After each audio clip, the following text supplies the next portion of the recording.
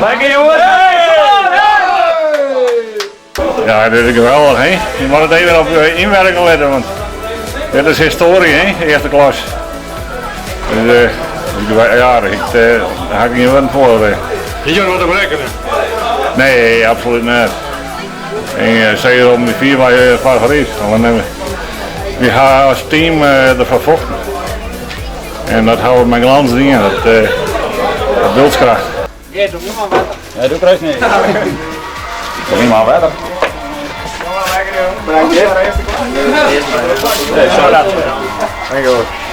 Ik vind op basis van de 2 wedstrijden, ik vind dat het niet heel veel scheelde. Maar uiteindelijk dat we wel net verdiend gewonnen hebben. En op basis van de strijdlust, op basis van de collectief. Ja, in de competitie waren wij 2 keer zo de mindere van deze ploeg. En we hebben het nu iets anders aangepakt. We hebben vaak 1-op-1 zelfs over het hele veld gespeeld. Dat Zeedom maar niet aan hun positiespel toe kwam. We houden dus vandaag de eerste 10 minuten en toen hadden we het heel lastig. Ja, en uiteindelijk sta je hier met een fantastische groep kerels die voor de eerste in hun historie eerste klasser is. Eerste helft 1-0, tweede helft 2-0, 2-1, tot 3-1, 5 minuten voor tijd 3-2. Ja. Billen knijpen? Ja, tuurlijk, want dan komt er een moment nog. Ik bedoel, je weet dat die scheidsrechter Boringa dat hij minimaal 5 minuten gaat bijtrekken. En het is dan op dat moment, het heeft niks meer met voetbal te maken. Het is pompen, het is verzuipen. En ja, je ziet het bij die tweede goal van hun ook. Als hij een keer goed valt, ja, dan gaat hij erin. Ja, dat kan ook bij de derde goal gebeuren. Dus we wouden ook dat we meer druk op de bal hielden voorin.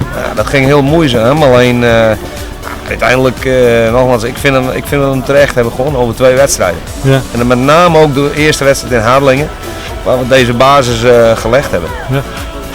Jullie promoveren naar de eerste klasse en jij gaat weer? Ja, ik denk dat ik die vraag nu een keer de 30 heb gehad, alleen vandaag al. Maar dat zijn dingen, dat is het leven van een trainer. Je maakt een half jaar terug een keuze op basis van het trainingsveld wat u hierachter ziet liggen. Toen stonden we 1 punt boven de streep en nu, een half jaar later, zijn we gepromoveerd. Ja, en nu komen al die vragen. En als jij ergens onderin staat, ja, dan komen die vragen ook niet. Zo werkt het. Nee, ik heb bewust gekozen uiteindelijk toen, met reden die ik net gaf, voor CVO. Daar heb ik ook heel veel zin in om volgend jaar voor te gaan werken. En ik zal deze jongens volledig blijven volgen in de eerste klas, waar hun uitdaging ligt. En die is zwaar, maar ook prachtig. Zij zijn nog, ik wacht hier op jou. Waar ik ook ben, ik blijf je trouw. Ik schreef haar wel, maar toch een brief van nooit van haar. Maar geloof me, dit ik van jou niet verwacht. Jij was mijn vriend, antwoord voor mij alle vragen. Ik kom thuis en mijn plaats is bezet.